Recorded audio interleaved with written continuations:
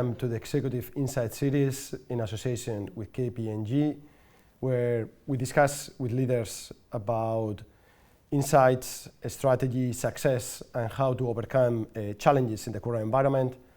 And here today, joining me is Melíosa O'Caoimh, Country Head, Northern Trust. They have been the winners of the Diversity, Equality and Inclusion Award in the latest Business and Finance Awards in 2021. So thank you, Melíosa, again, for being with us today, and a big congratulations on winning the prestigious award on Diversity, Equality and Inclusion. But looking at the first question in my mind is, what were the strategies, the key factors that bring you to be nominated to the award in the last Business and Finance Award?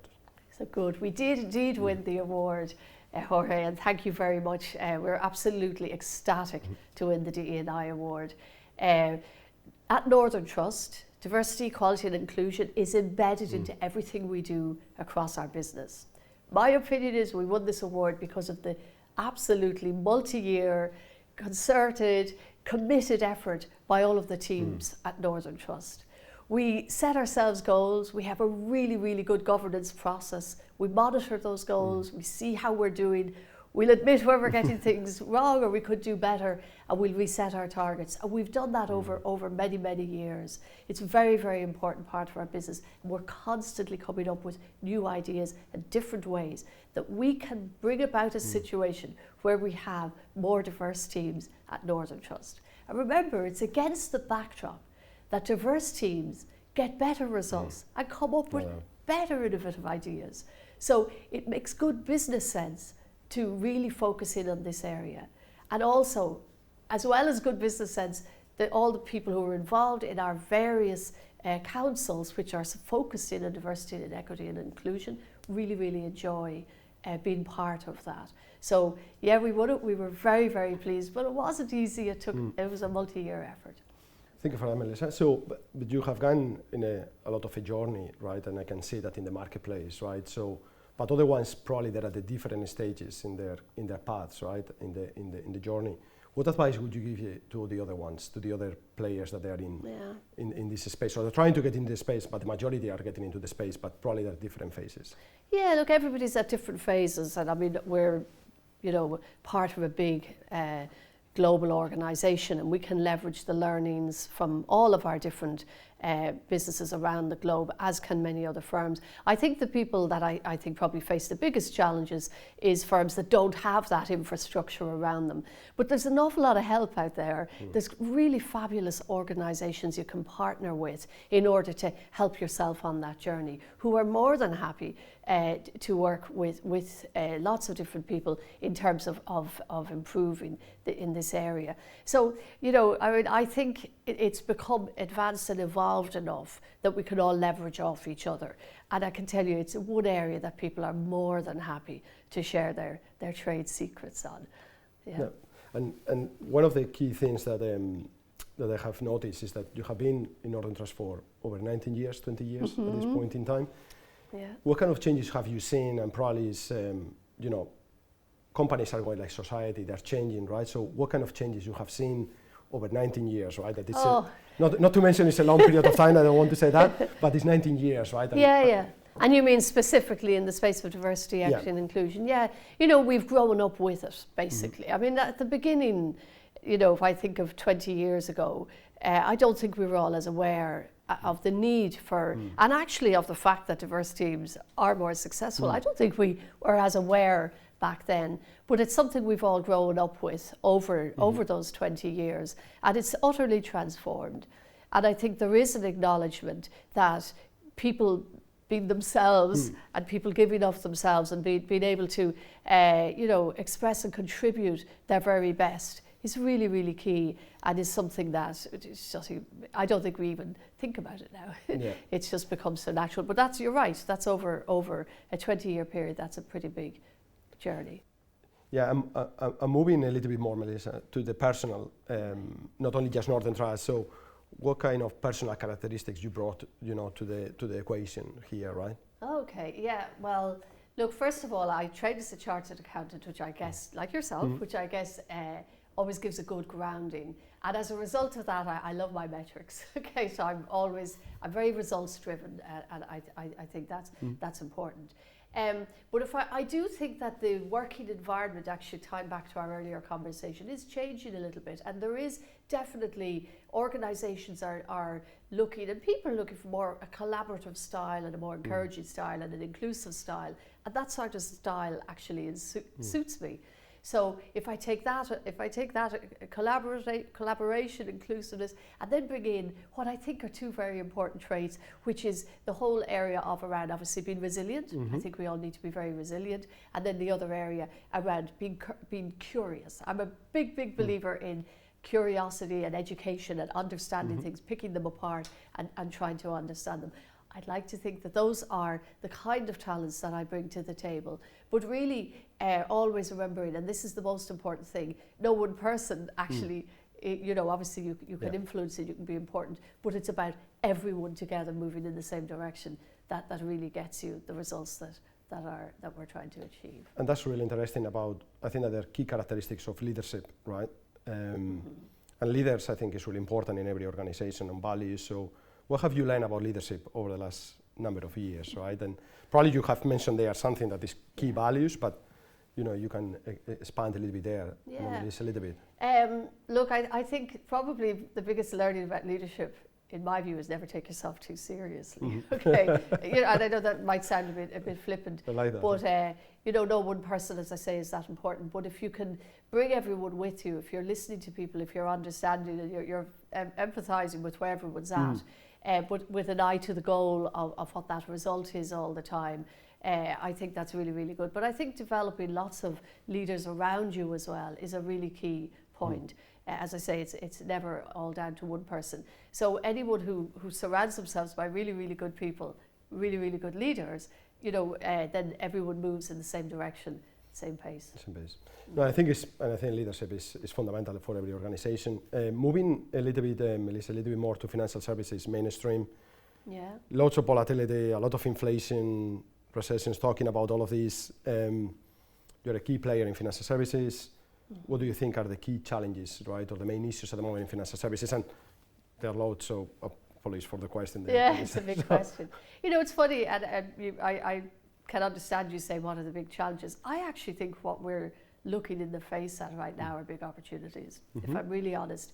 The financial services industry, if we look at what's happened over the last, say, 25 years, I mean, pretty much paralleling my own career, we've grown from being very, very small to something just enormous. So the financial services industry, let's not forget, employs 17,000 people directly. I think it's 35,000 people when you take indirect in as well. I mean, it's a huge, important part of the Irish economy. And I think we've grown steadily over those, say, 25 years. If I look forward to the next 25 years, I think we've the same kind of growth ahead of us again. And I think it's really, that brings obviously challenges, lots of challenges, good challenges as well as challenging challenges from the point of view, but really fabulous opportunities. What's going to be really, really important in those next, I won't say 25 years, the next 2 to 3 years is technological innovation. I think that, it's interesting when you look at COVID, I think that it expedited a lot of the technology over the last couple of years. So there's things that we'll never go back to doing again, that we stopped doing over those years. And I think if we continue with that journey of digitization, of automating things that should have been maybe automated before, but getting ourselves into better ground, I think that's really, really important. So for me, there's loads of opportunities, and I would really also point out it's very important that we keep kind of presenting this financial services as an excellent career. It's such a diverse career. There's so many things people can do within the financial services that, as we continue to grow and expand, and it's a complex business, which makes it exciting. But the more and more we can portray across to people the opportunities that are within this industry, I think that's a really, really, really important job for us all. Okay, so we talk about that journey, Melissa, on the growth agenda and the 25 years and the next 25 years. So what do you think that the policymakers they can do to support us and to effectively encourage a little bit that growth for the future? Yeah, that's a really interesting question. And what I think that it's, first of all, we need to acknowledge the funds industry is a regulated industry, and that is a reality. So there is a big role for policymakers effectively in our industry. And I think that the policymakers and the funds industry have built up a really good, robust network of communication, which I think is very important. There's very good communication. There is no doubt, though, that we need to remain competitive vis-a-vis other jurisdictions. And from my point of view, as policymakers move us forward in the coming period, that's really, really critical. That it is, doing business in Ireland is better, or at a minimum equal, to doing business in any other jurisdiction. And I think that's really, really important. So, we have we've built up something amazing here. Investment managers from all over the world come to Ireland to do business. And I think it's important that we keep that as a welcome place, but also as a place where they can do business efficiently and smartly, and with all the complexity that they're looking to achieve. So that would be the real area of focus, which I've no doubt we've done it for the past 25 years. I believe we'll do it for the next 25. And bringing that to back to Northern Trust a little bit, Melissa, in terms of phenomenal growth for Northern Trust in the regulated space, in the funds, in the different products. What do you think the future will bring to Northern Trust, or what is the outlook, or what you're looking ahead? What will be the key considerations? Yeah, and I go back to that. I definitely feel that this industry has achieved such an amount, but has a long way to go still in terms of growth. I do think having we've built up the right talent. I mean, we've built up phenomenal people, as have within the broader industry, continuing to invest in talent, continuing to invest in people, and some of the educational establishments around have done a fabulous job of developing programs and training programs for people as well, as well as in-house training from various firms. So there's no doubt people are going to be central to everything of the future, and then also I think technology. And I think the funds industry, one could argue, had fallen a little bit behind versus what was out there in the industry. I think we've jump-started that with the pandemic. And I think it's very important that we continue to invest in technology to make it easier for people to do business in the funds space. And thank you, Melissa. And in terms of looking at others that are in another part of their journey, but I think it's really important that you have been quite successful in this space. What kind of advice you will give to other ones, right? What kind of insights you will give them, based on your experience, right? And probably what went right and what went wrong, and how things can improve, right? Because that's the part of the journey. Look, for me, that's an easy enough one in terms of it's very, very important to get in the driving seat and be the master of your own destiny in terms of your career. But if there are two traits I'd pick out for somebody in our financial services industry to develop, the first one is curiosity. If you're the kind of person who likes looking at a puzzle, unpicking it and putting it back together, you'll very much put yourself on the solutioning side of our business. And that, being in that space, makes you part of solutions, makes you very visible across the business. And that really is a mindset that can really help you in this industry, you'll know it well. And the second thing I would say is you need some resiliency. So you need to seek out feedback and take correction. Learn from it, dust yourself down, and move off better and stronger. So, to my mind, being very, very curious and being resilient are two very important traits.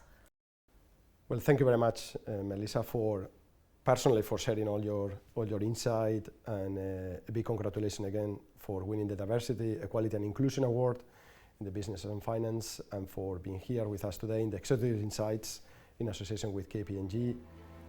That's all that we have the time, as I said before, and thank you very much for watching. Have a